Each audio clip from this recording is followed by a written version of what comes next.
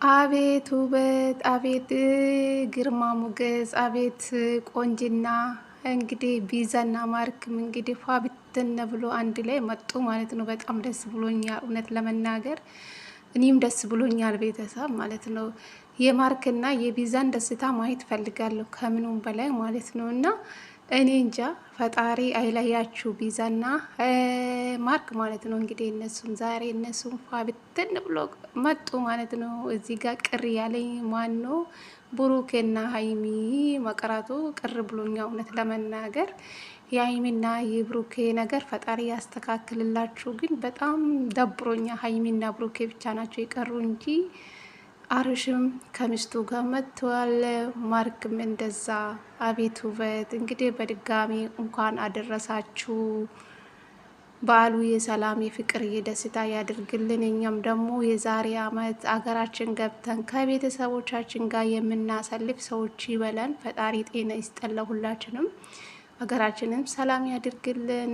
ይህን ቀን ሁላችንም የምንጠብቀው እውነት ለመናገር በዓል ሲመጣ እንደሚከፋን እናውቃለን። በእርግጥ ሁሉም ነገር ለበጎ ነው። እንግዲህ አይዟችሁ። በተለይ እንደኔ የመዳን ቤት የምትሰሩ እረፍት የማትወጡ ሰዎች አይዟችሁ። እኛ በቃ በስራ ተወጥረን ነው እንግዲህ ግዛቸው የምናሳልፈው። ምንም ማድረግ አይቻልም። አንድ ቀን እኛም ደግሞ አገራችን ገብተን ከቤተሰቦቻችን ጋር የምናሳልፍ ሰዎች ይበለን። ፈጣሪ ለሁላችሁም ጤና ይስጠን። ፈጣሪ ለሀገራችንን ሰላም ያድርግልን። ደስታ ፍቅር ይስጠን ለሁላችንም ማለት ነው። እንግዲህ ማርክና ቢዛም እንደዚህ ፏ ብትን ብሎ መጡልን ማለት ነው። የኔ ውቦች፣ የኔ እንቆች፣ እናንተን ደግሞ አግብታችሁ ልጅ ወልዳችሁ ለማየት ያበቃን ሁላችንም ማለት ነው። አሁን የቀሩ ቢዛና ማርክና ብሩኬ ሀይሚ ናቸው ማለት ነው። እና የኔ ውዶች እንግዲህ አብርሽና ሩታ ወለዱ። የልጅ አባትና የልጅ እናት ሆኑ እነሱ ማለት ነው። እና ቀጣይ ማርክና ቢዛ፣ ቀጣይ ደግሞ ብሩክና ሀይሚ ናቸው ማለት ነው። እና በጣም ደስ ብሎኛል። እንግዲህ ዌልካም ብለናል።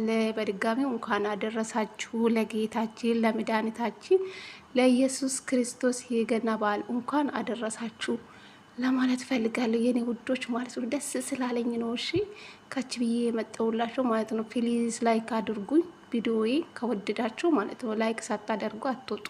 ስወዳችሁ የኔ ውዶች የኔ ቅመሞች ማለት ነው። መልካም በዓል